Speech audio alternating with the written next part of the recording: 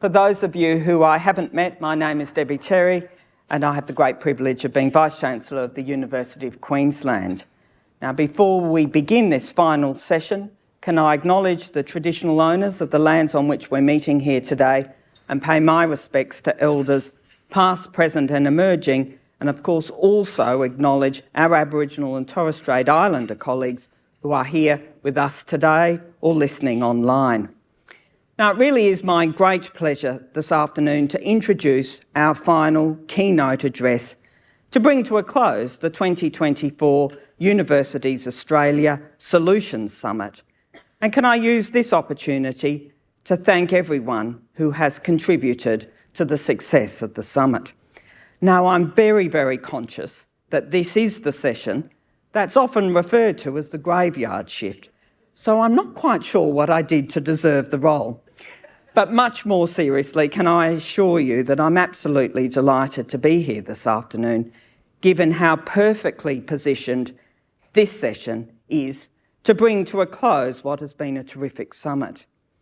Now, of course, in the future, when we think back to this particular summit, we will all remember that it coincided with the release of the Australian Universities Accord final report, a report that places growth through equity as the centrepiece of a bold and ambitious vision to ensure Australia's economic and social prosperity into the future. In this context, I can't think of a more appropriate keynote speaker than Dr Timothy Renick, who is the founding Executive Director of the National Institute for Student Success at Georgia State University in the US. Since 2008, Dr Renick's sustained focus and approach has established Georgia State University as an internationally recognised leader in the strategies and approaches required to genuinely help students succeed at university. Here in Australia, for too long now, we've known that people from rural and regional areas and from Indigenous and disadvantaged communities have been consistently underrepresented in our universities. Many capable students from these communities have not seen university as an option because they face a range of significant geographical, personal and financial barriers. Moreover, all too often, they don't have access to the support they need to achieve their aspirations and to be successful in their endeavours. And of course, this situation cannot and should not persist because as we all know, and it's been very much a theme of this meeting, access to education transforms the lives not only of individuals, but of whole families and of whole communities. And of course, as the Accord report so clearly points out, it is in our national interest to ensure that this transformational impact is available to all. Which is why I'm so grateful to Dr Renick, who has flown from the US this week to speak to us all this afternoon about his experience and his approach. Under Dr Renick's leadership, Georgia State University has produced one of the fastest growing graduation rates in the US. And this is because the university has eliminated significant gaps in achievement between students from different backgrounds and different income levels. As a consequence, Georgia State is now internationally regarded for its evidence-based, students-first and data-driven approaches to student achievement. The university's National Institute for Student Success has been central to this reputation, and it's been so successful that Dr Renick has been asked twice to speak at the White House and is often quoted in the media. His keynote speech this afternoon is entitled "Eliminating Equity Gaps Through Data and Institutional Change." Please join me in welcoming the founding Executive Director of Georgia State University's National Institute for Student Success, Dr Timothy Renick, to the podium. And please While Tim is speaking, make sure that you send through your questions so that we can have a lively and fruitful discussion once he has finished presenting. Thank you very much, Tim. Good afternoon. Thank you for having me. It is an honor to be here today, a special honor to be the last keynote and to kind of have the last word. I appreciate the invitation of Universities Australia, the introduction and support from Professor Terry, and I appreciate all the hospitality I've been shown since I've been here. You know, there's a lot of serendipity involved in my trip and the timing of this trip. You know, I've been focused my career on student success now for 16 or so years. I was invited to do this keynote several months ago, and at the time, I don't think any of us knew I'd be landing amid a bit of a firestorm, a once-in-a-generation event that, you know, quite truly will impact hundreds of thousands of Australians' young people and boost the national economy for the next 25 years. I'm referring, of course, to Taylor Swift's visit. But the Accord is also on a lot of people's mind, and there's serendipity there as well, because what I was tasked with about 15 years ago at my home institution was the same challenge that many of you in this room are facing currently. We had to grow our student population significantly. The state of Georgia, where I live, was greatly increasing its population, and there were not enough spots at other universities. We had to grow significantly the diversity of our institution, enrolling students from a much broader and more diverse set of backgrounds. And at the same time, we not only had to increase the number of students we were succeeding with, the number of students who were graduating, but also the percent of students who are graduating, significantly increasing our outcome numbers. So I hope that what I say today will bring us back to what is one of the major themes of this conference, the students, what we need to do on behalf of the students, and for all of you who are situated at universities, I hope what I can say will also ground the final note of this conference back into what you can bring back to your home institutions and what you might be able to do that might be a little bit different. So let me start with a little bit about Georgia State. It's a large urban university in downtown Atlanta. We enroll over 50,000 students, 35,000 on this main campus you're looking at in that picture. And then we also run 5 community college campuses. These are campuses that offer associate degrees and in some cases technical degrees as well. And the reality is, for much of our history, Georgia State is not a distinctive institution. So some of you have heard of Georgia Tech. I want to say from the beginning, we are not Georgia Tech. Georgia Tech is a very elite institution, one of the top 10 most selective public universities in the United States. That's not Georgia State. We're very nearby to Emory. Some of you have heard of Emory University, an elite private institution and so forth. If there's any claim to fame that Georgia State has historically, it's probably our geography. We have the very uncommon distinction of having our main campus bisected by a National Park Service historic district. The Martin Luther King District literally cuts Georgia State's campus in half. The office I work in every morning is about 3.5 blocks away from that brick building at the bottom of the screen there. That's Ebenezer Baptist Church, where the Reverend King and his father before him were head pastor. His gravesite is located right there in downtown Atlanta, his childhood home. We're living and working every day at Georgia State in a geography that is infused with historical significance. But the reality is, for much of our history, Georgia State did not live up to that legacy. I pulled these photos from the Georgia State Photo Archive, and this is what Georgia State looked like when the Reverend King was doing his Nobel Peace Prize winning civil rights work. We were whites only segregated into the 1960s. Think of the sad irony of that. We've recognized inappropriately the people who have come before us, and the people who came before Georgia State and our institution were largely the slaves who built the city of Atlanta. And what the reality is, even long after segregation ended, Georgia State was still grossly underperforming. So these are our graduation rates as of about 20 years ago. Overall, only about 30% of our students were getting the tertiary credential that they came to receive when they first enrolled. And we were a national poster child for what we refer to in the U.S. as equity gaps. Year after year, semester after semester, our white students outperformed our students of color. Our upper and middle income students outperformed our low income students. It was just so predictable that we came to expect nothing less than those kind of outcomes. And what makes Georgia State's story interesting, hopefully a little bit inspirational for your purposes, especially at this juncture in Australian history, is that the demographic changes we went through in the time period since those numbers were locked in would not suggest that we would be the site of a turnaround.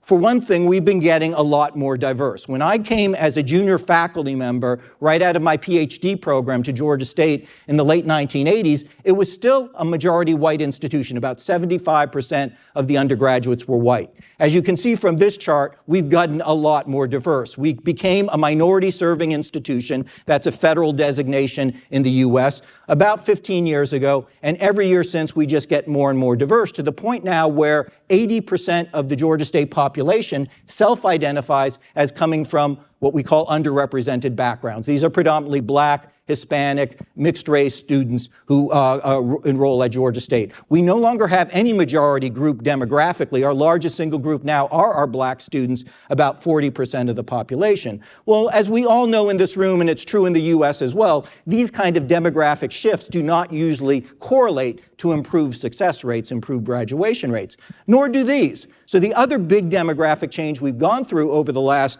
15 or so years is our students have gotten a lot less well-resourced financially. So this is the percent of Georgia State students who qualify for the US federal Pell Grant. That is the designation for a low-income student at the national level. And before the last recession, under a third of Georgia State students qualified for this grant. Roughly, it means that for a family of four, they have an annual income of $25,000 or less. Atlanta was hit very hard by the last recession. There was one point during the last recession where among all urban areas across the US, Atlanta simultaneously had the highest unemployment rate and the highest default rate on home mortgages. And we all know when these economic downturns occur, the impacts do not distribute equally across the population. We know from demographics that the majority of students who go to Georgia Tech or Emory, the other two big universities near us in Atlanta, are mostly upper income families, the middle but especially upper income families. And although those families lost wealth during the last recession, they were not the families losing jobs and losing homes. Those families that lost jobs and homes were mostly the families that send their students to Georgia State. And what you can see on this chart is that over a 5-year period, we basically doubled the number of low-income students we enroll at Georgia State, from under a third to now almost 60%. And this spring term at Georgia State, we're currently enrolling about 30,000 low-income students. What I can say about that is it will not be business as usual. You cannot conduct your operations the same way you did, 15 or 10 years before when the population was very different. And it's also not the opportunity to do something we love to do in higher education. At least we love to do in higher education in the US, which is if you've got a problem, throw a program at it, right? You've got a program for your first generation students, your low income students, and let's create an African American male initiative and so forth. I will say that in some contexts that may work. Up the road a bit at Georgia Tech, they only enroll about 200 new low-income students every year, and they have a bridge program for them in the summer before they enroll. And again, I don't want to criticize that. Maybe that works well for Georgia Tech. What I will say to you about my experience at Georgia State, and this may be a lot more like your home institution, is when you enroll 30,000 low-income students, you do not create a program for them. You change the way the institution operates for all of its students. And if there's one takeaway that you have from my message this afternoon, it's just that. To think about systematic change, structural change to the way the university operates for all of its students. And I'll obviously give you some examples in just a couple minutes. Before I get to those examples, just a couple other preliminary points. Over this time period, Georgia State has not been getting more selective. As some of you know, the largest test that incoming university students take in the US is the SAT. Our SAT scores have been going down significantly over that time period. So we have broadened our admissions criteria consciously and brought in students who, at least on the surface, are academically less well prepared. That may ring familiar to some of you who have read the Accord. Secondly, we're not doing this with more appropriations. As some of you know, higher education is a fraught topic globally, but especially in the US.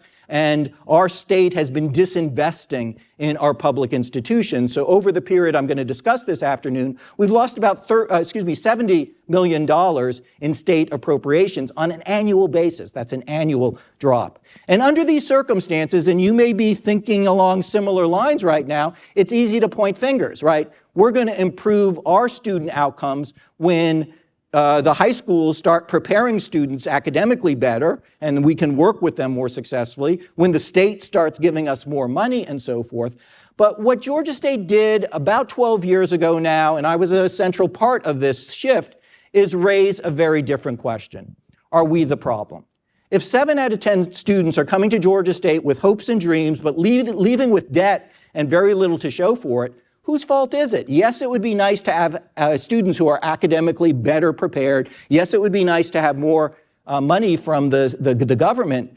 But what we began to realize is there must be some things that we are doing as an institution that are contributing to the 70% dropout rates among our student body. So we got much better with the data. We hired data personnel, we embedded them in teams and so forth. We can talk about that more if you're interested in. But what we did with the data was very specific. We put the mirror on ourselves and asked, in effect, how are we complicit in the attrition of our students? What are we doing?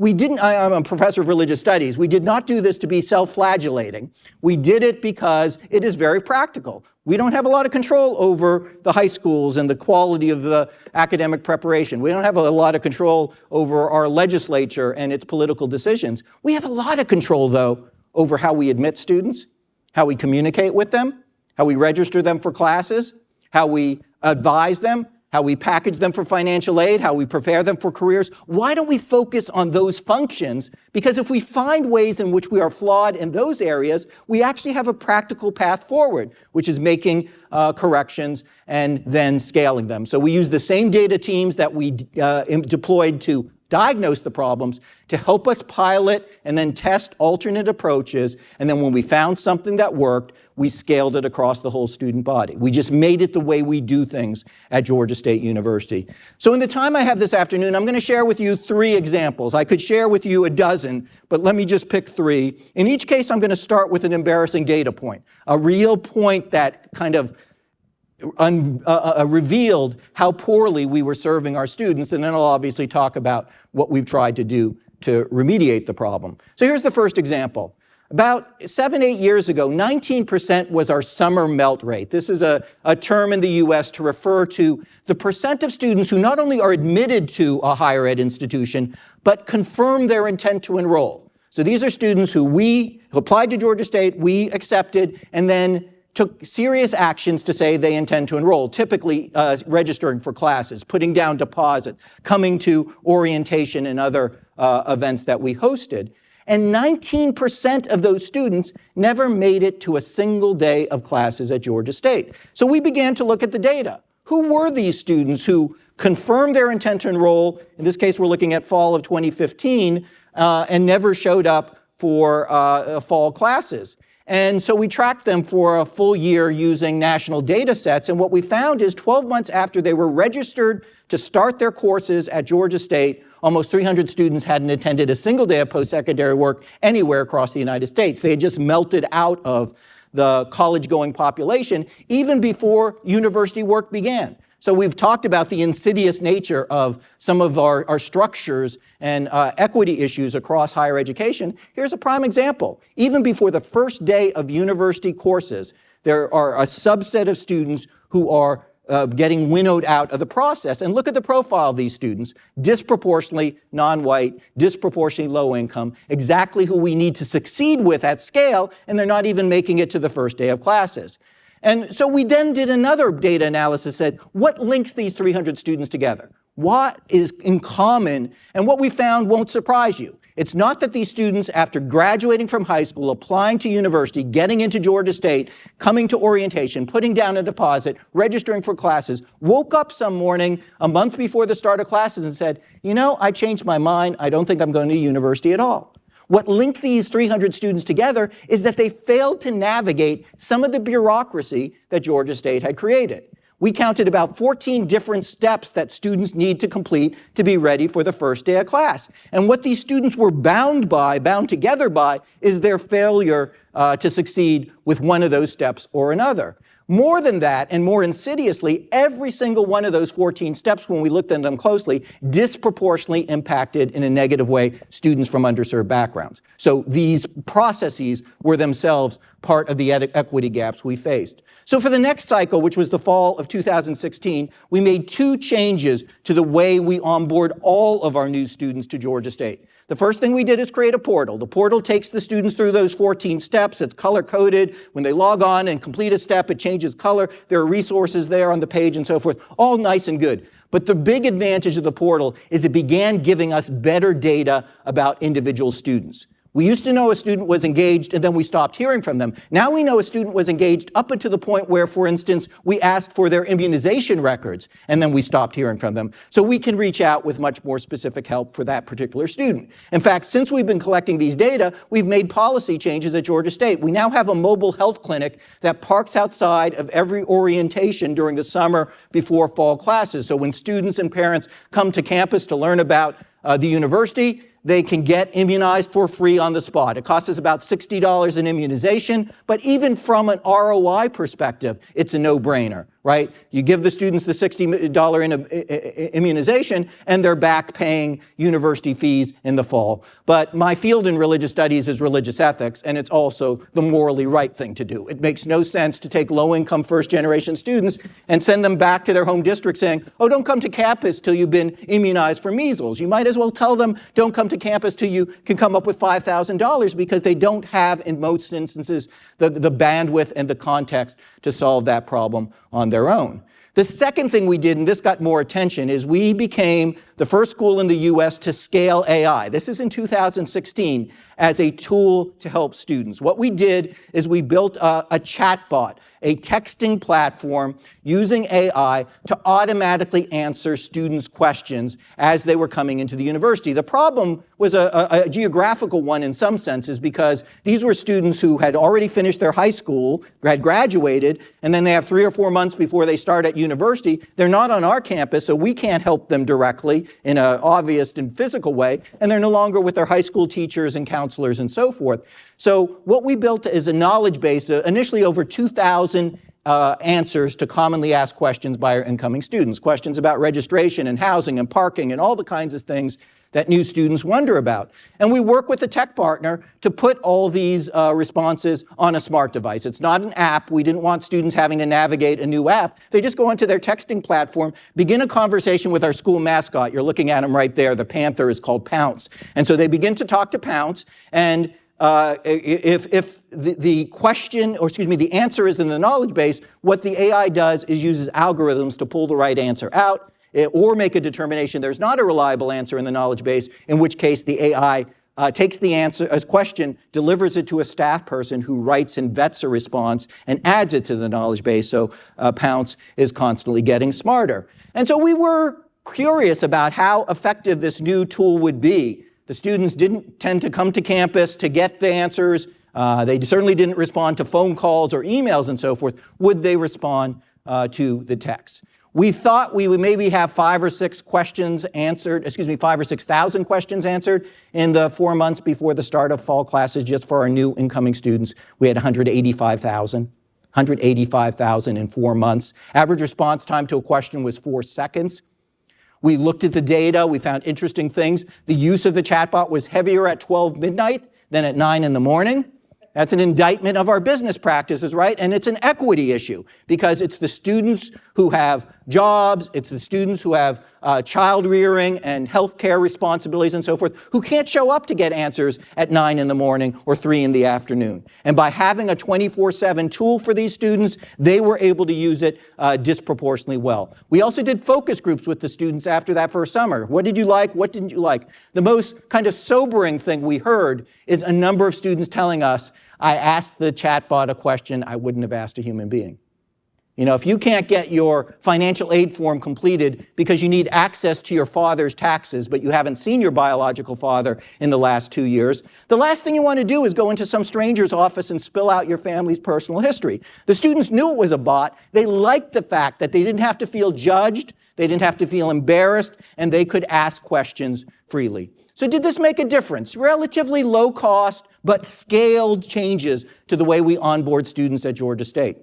We've reduced summer melt at Georgia State by 50%. And I'll say we did this over the course of the pandemic as well. So these students have gotten no more savvy, I can assure you, over navigating university bureaucracy over this time period. We've gotten more savvy about responding, understanding to the needs of the students, and responding at scale. In a sense, what we were doing is taking what was a very complicated communication flow and making it much more curated, much more manageable for our students. Because it works so well for our incoming students, we now have the chatbot available for every Georgia State student from the time they matriculate to the time they graduate. We've run a number of randomized control trials with independent evaluators. You're looking at some of the results. When it comes to completing administrative tasks, we're not seeing students perform at a 2 or 3% better level, but 15, 20, in some cases 30% better levels. And because it's worked so well for our incoming students and to help students navigate administrative tasks at Georgia State, we now are beginning to integrate it into some of our large enrollment academic courses. So we're working with instructors to say, okay, what are the common questions that come up in your course? Yes, you may have tutoring or office hours, but those are 3 o'clock in the afternoon. If you have a working student, they might not have availability then. And what we've been able to do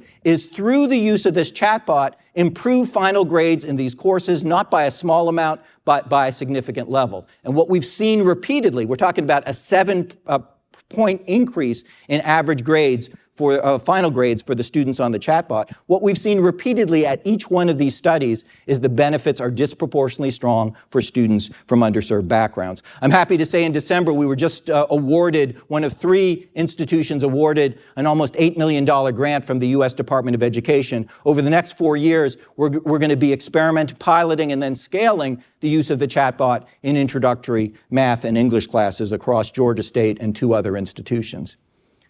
The second example starts with this kind of sobering data point. 10, 12 years ago, 2.6 was the number of academic majors that the average Georgia State student was going through before they graduated. And like the first example, when we looked at what was happening here, we had to admit that we were part of the problem. For one thing, if students bounce between academic fields, it is a disaster. It means that students are adding time to degree. But it's also an equity issue because it means that low-income students who have less resources are going to be disproportionately penalized by the added cost of their program.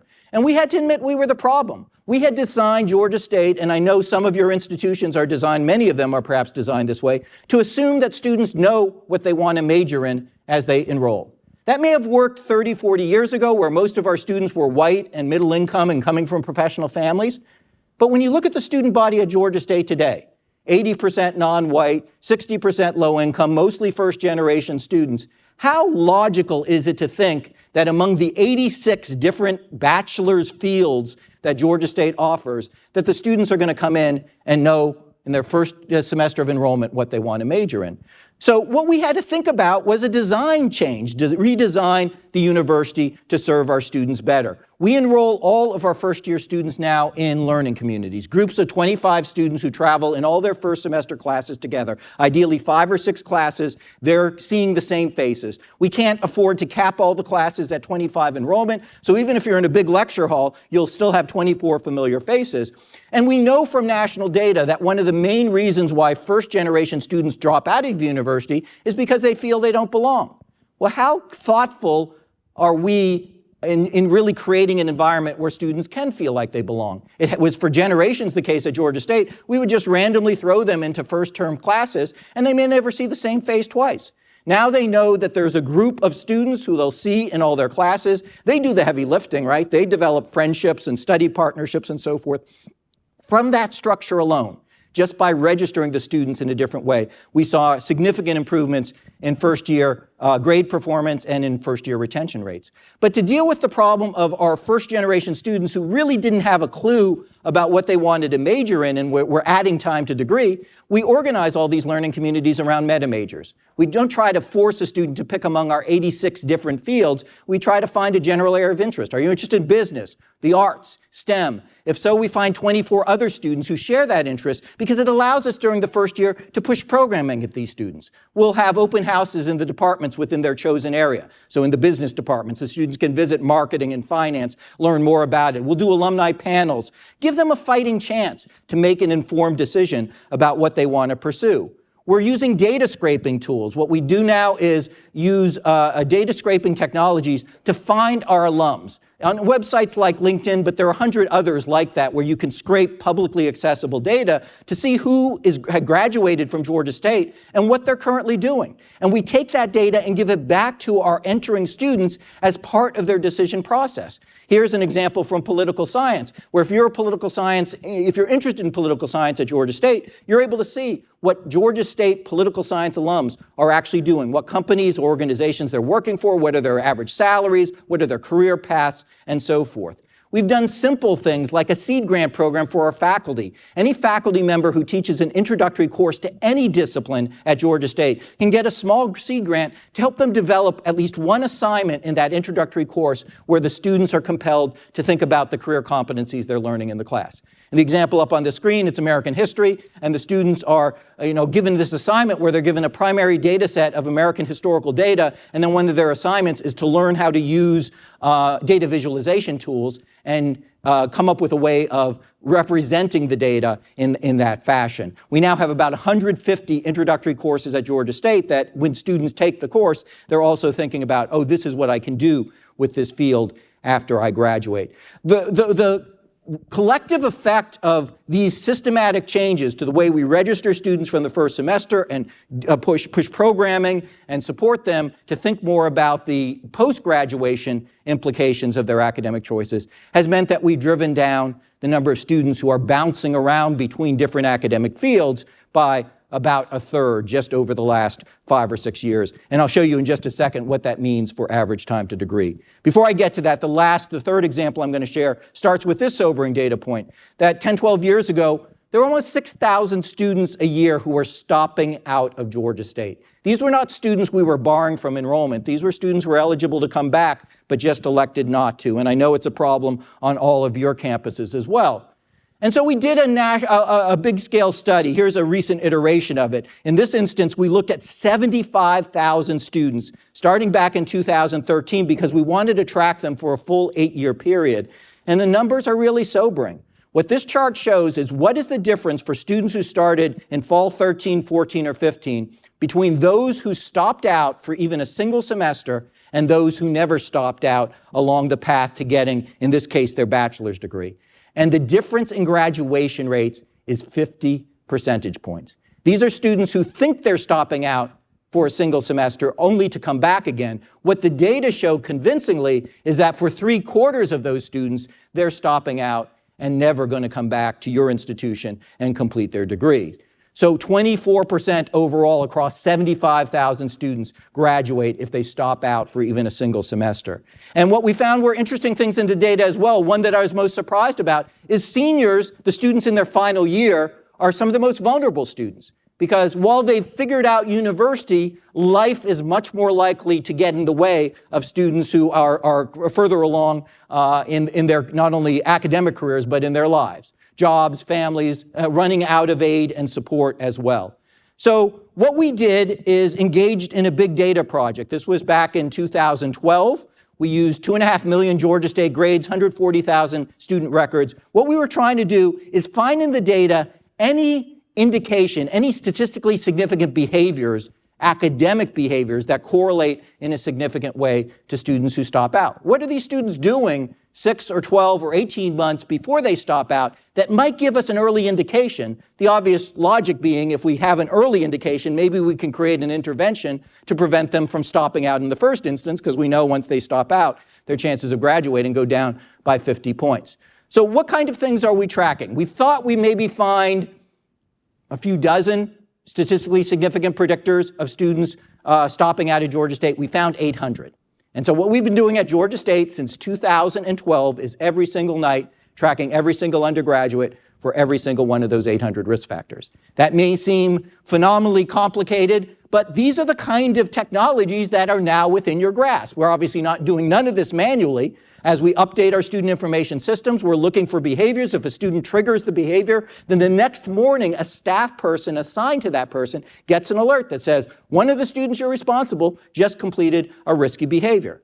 Some of this has to do with very simple and intuitive things, like making sure that students are on path. Are they taking the right courses in the right order? Are they able to take the right courses in the right order? Once we began monitoring it, we found that we had huge problems at Georgia State with course availability. We were telling students, you need to take this course, but there weren't enough seats available for the students to take it. There are early warning signs of a student who might hit academic troubles. These are actual Georgia State data. If you look in the center of the screen, what we're seeing here is the predictive value of the first grade that a student gets in their academic major. So what this chart shows is if you're a political science major at Georgia State, get an A or B in your first political science course, you're graduating from Georgia State on time at about a 75% clip, which is great for us.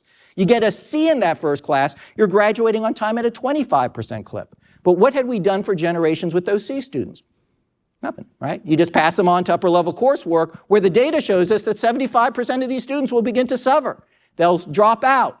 And we were doing nothing. Now we have an intervention. Once that grade is recorded, we'll pull the student in, sit down, we'll look at the papers and grades. Are there writing and reading issues? Are you working too many hours each week? Let's try to solve the problem now rather than when it turns into 75% of these students dropping out. We've long struggled in higher education with tracking attendance, right? I'm a professor at Georgia State, and I know I didn't take attendance every day and so forth. But now we're using technology to do that. We're looking at LMS logons. If a student's not logging on to the LMS, accessing the syllabus for the course or other materials, we're reaching out as early as the first week of the class. The earlier you can reach out, not only the more students you'll help, but the less resources it takes to do so. So let's try to find these issues and problems early on. The trick is to do this at scale. And over the last 12 months, we've had over 100,000 instances where we proactively reached out to Georgia State students because we saw they flagged some issue that put them at risk of progress. We didn't correct all 100,000 issues, quite frankly, but I can say, 12 years ago, these were 100,000 issues that were going completely undetected by Georgia State. We were expecting our mostly low-income first-generation student body to have diagnostic powers that we lacked. Now we have taken some responsibility and said, no, we are the adults. We've created this complex institution. We need to help students navigate it.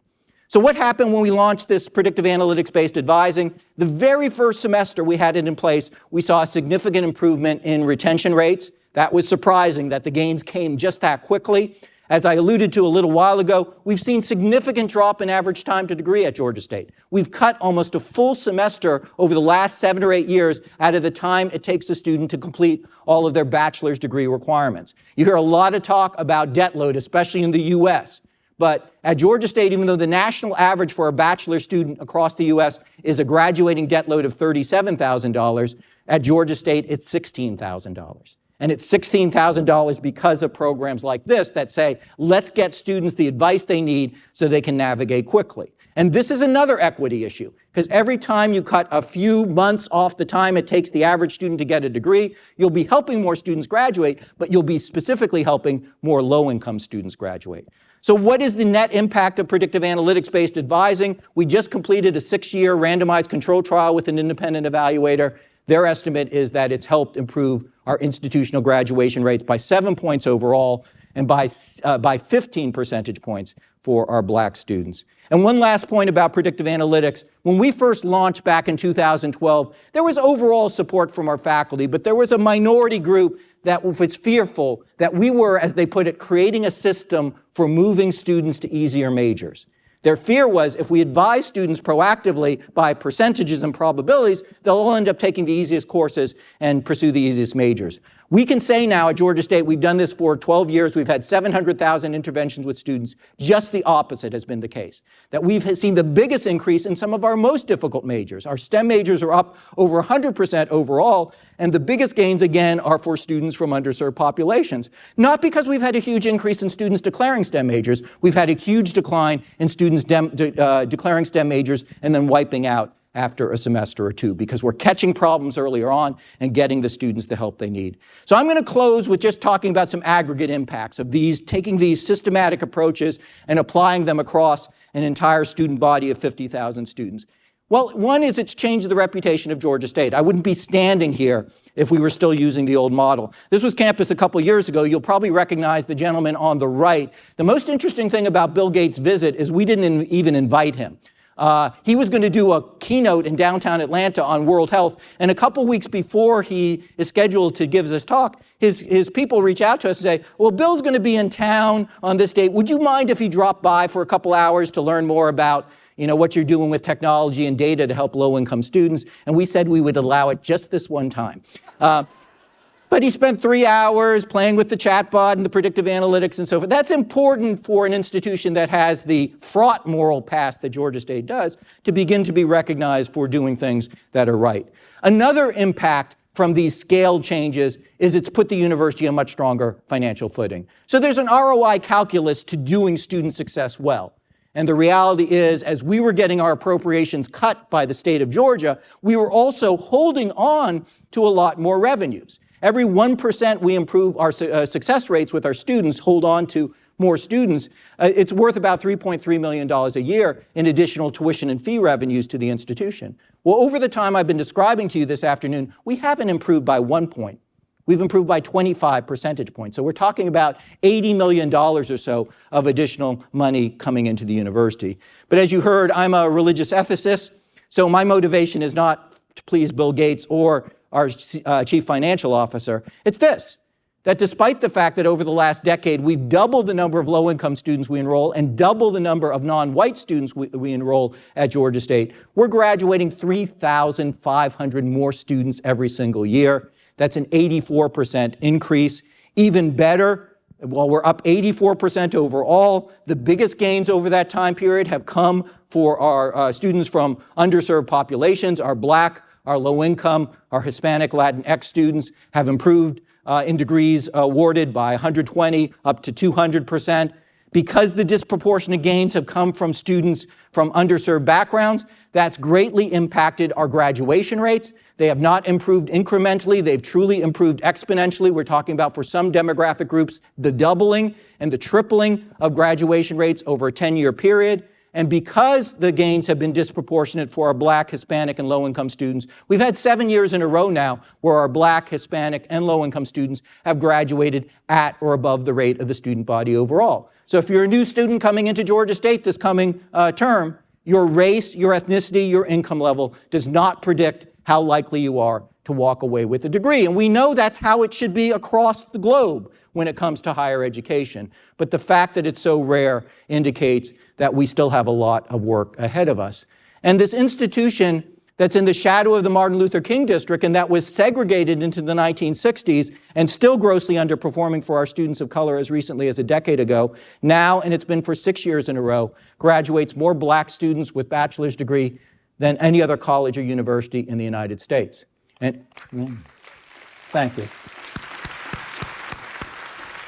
And isn't that a more fitting tribute to the native son of Atlanta, whose geography we share in downtown Atlanta? And this is kind of the next step in gratitude that we all need to show to those who come before us to make sure that they have equal opportunities to those that came before us. So this is my last slide and my last comment, and I won't go through the details because I've covered these 3 points already. But what I want to close with is this, that for many years I was maybe like you under the impression that we needed to change, we needed to serve our students better, we needed to make transformation, but I didn't have the power to do it. I was waiting for somebody to make changes at the policy level, to make changes at the federal level, and so forth. And so my closing message to you is you have a lot more power than you may give yourself credit for. The story of Georgia State is not one of, the state from above coming and making changes that enabled and so forth. It is to say we have the ability to understand how we operate better, to be honest and frank about our own failings as institutions, uncomfortable as that is at times. And we have now the ability to finally deliver on the promise we've been making to our students and their parents for generations, which is if your student enrolls at our institution, we're going to support them and give them every chance to succeed. So thank you for your attention today, but more than that, thank you for the work you do each and every day on behalf of students. There's no more important task that any of us have in this society, so you're doing really important work, and it's been an honor to be with you over the last few days. Thank you very much.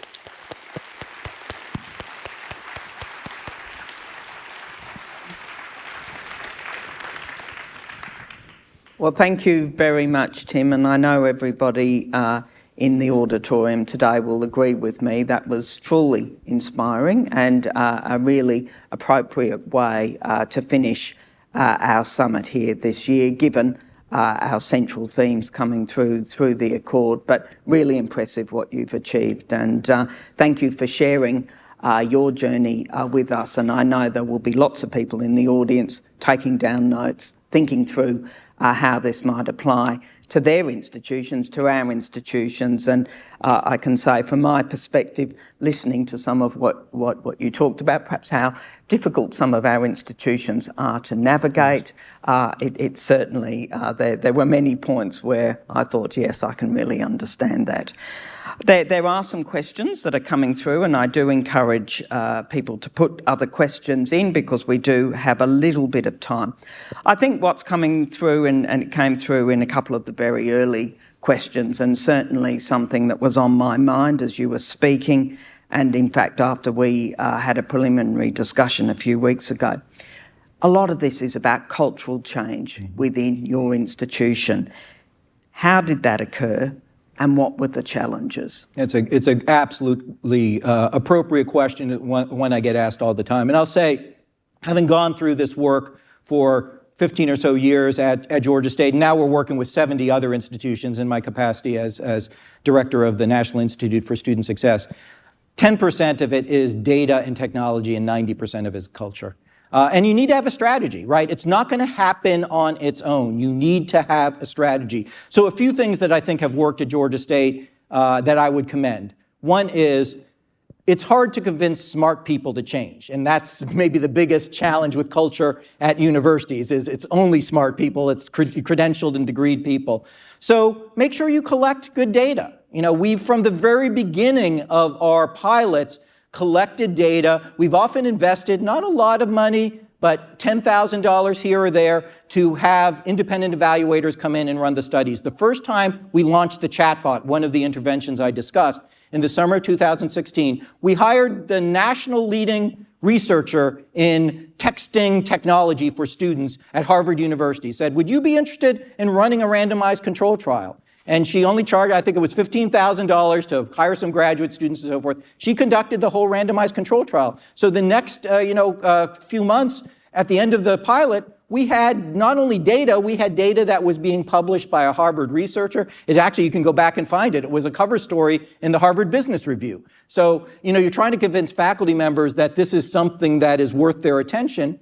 Make sure you have good data to support it. A second thing I'd advise is, make sure you have a communication strategy. So I don't think it's coincidental that I was able to lead some of this work at Georgia State as a tenured full professor coming up from the ranks and so forth, because I had familiarity and a lot of the faculty had familiarity with me.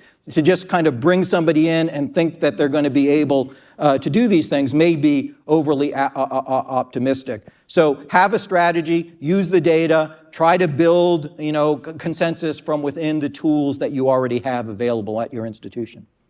No, thanks, Tim, and a really good answer to the question.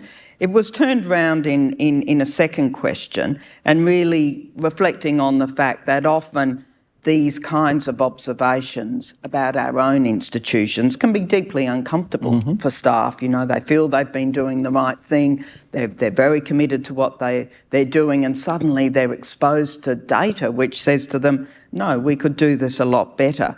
Was that something you experienced, and how did you deal with it? Yeah, I think it's another great question. I think there is a stigma about publicly talking about our own failings and being honest with the data. But I'll say from experience, not just at Georgia State, but many of these other schools we're working with, there's a point where you break through that kind of barrier, and it creates a much, almost liberating sort of experience when you recognize that this is all data that students and others should have access to.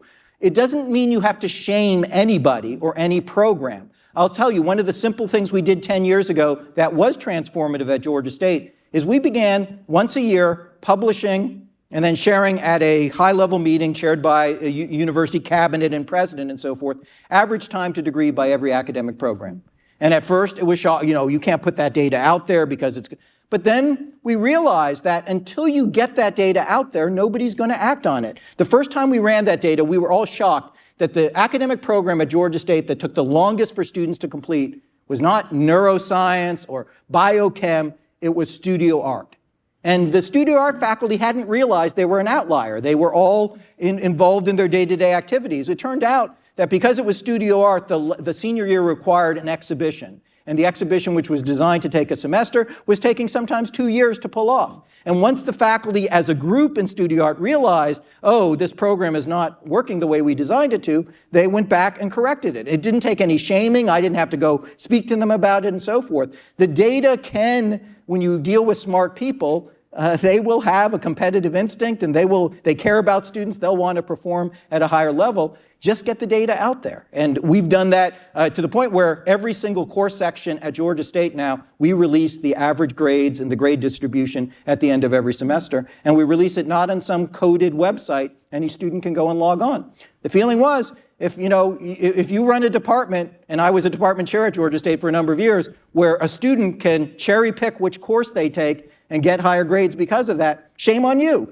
That should be part of what you do as a department, is create better equity in the grade distribution and so forth. So until those data are publicly shared, these inequities are just going to fester. Mm-hmm.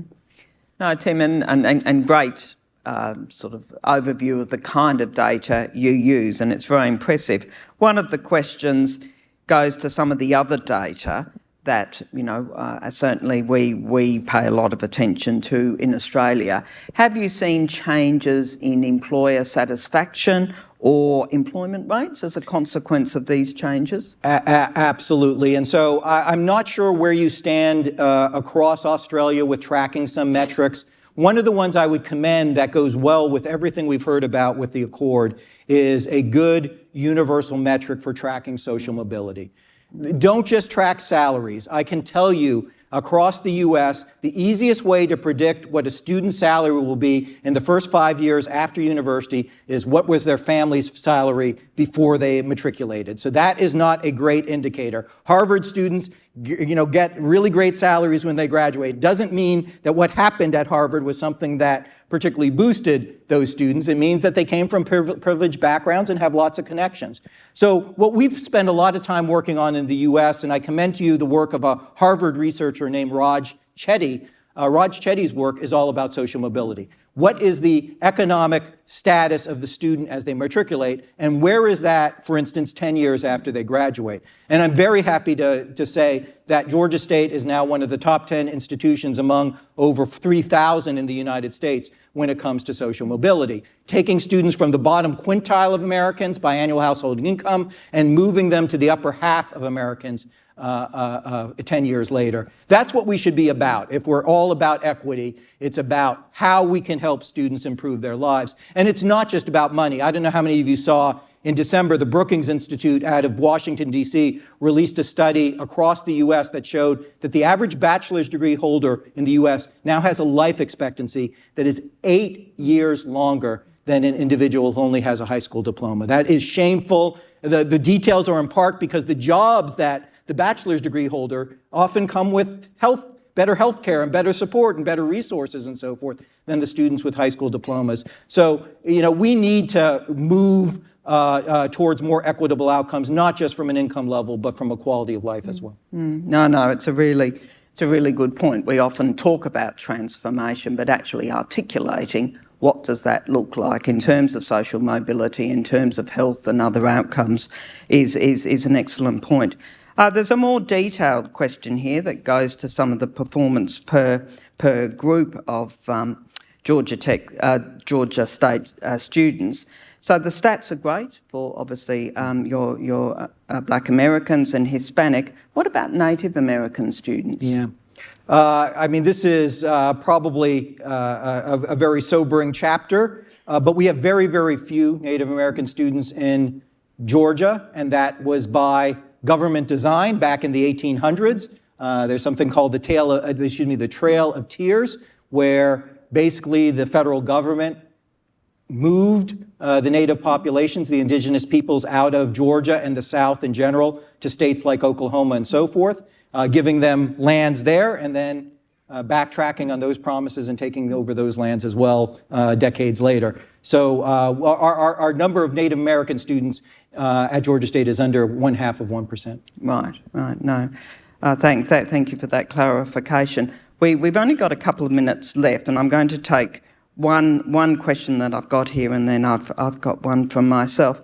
Just in terms of this comes to a couple of the questions, have you needed to put on more support staff, A, and B, who is responsible for the tracking? I mean, it's obviously done a lot of it automatically, which is very impressive, but what's it meant for your structures at Georgia State? Yeah, we have over the last decade hired many more support staff. We've had Boston Consulting Group come in and do ROI studies, and they've come away saying that those new staff are more than covered by the additional revenues that are being created by holding on to 3,500 more students every year. But it does require not only hiring staff, but it requires us overcoming silos. If there's one thing we've seen as a constant across the 70 institutions we're working with at the NIST right now, it's the kind of difficulty that these silos create. Higher education, a lot of smart people who create their own little fiefdoms and offices and kingdoms and departments, and that's deadly. I think it's deadly in three ways. One is, we've had silos in higher education forever, but they become more damaging in part because higher education's gotten a lot more complicated to navigate. We would all agree to that. Two, the students have gotten more vulnerable. It used to be if we screwed up, the students from wealthy backgrounds had somebody who could step in and help them. But we know at Georgia State, if we make one mistake, it could be the difference between a student getting a college degree or a university degree and nothing but debt. And the third thing that makes the silo so damaging now is the new technologies, including a lot of the things I talked about this afternoon. These are really powerful systems if they're used in a coordinated fashion. But if we allow different offices to opt in and out, yes, we'll do tracking, but no, our office will not do the tracking, you might as well not have these systems at all. And I am very conscious of time, but what's the next step? As you look forward, you've obviously been very systematic over a number of years, and it's impressive. What's the next step for you? Well, I'll say this about the next step, that one closing thought, and it does connect to my next step, which is leading this national organization that is helping other institutions implement the kind of programs we discussed this afternoon, is the change can really come and come quickly. We just finished our first cohort of 7 institutions that started with us in 2022. So they had time to go through diagnostics. They've had time to implement the recommendations. This year, they, on average, across the 7 institutions, saw a 6.7 percentage point increase in retention rates. These are not the type of things you have to put in place and then sit back for 6 years to see as they ripen. You can see and realize changes immediately. So these are scalable, transferable approaches. There's nothing magic about the soil at Georgia State. In fact, one of the reasons I started telling you about all the challenges we're facing is to recognize that it's possible at your institution as well. Well, thank you very much, Tim. There is one comment in the questions that I will read out because I think it will resonate with us all. Not a question, but congratulations on delivering the best talk of the conference. Thank you so much. Thank you so much. Well done, thank you.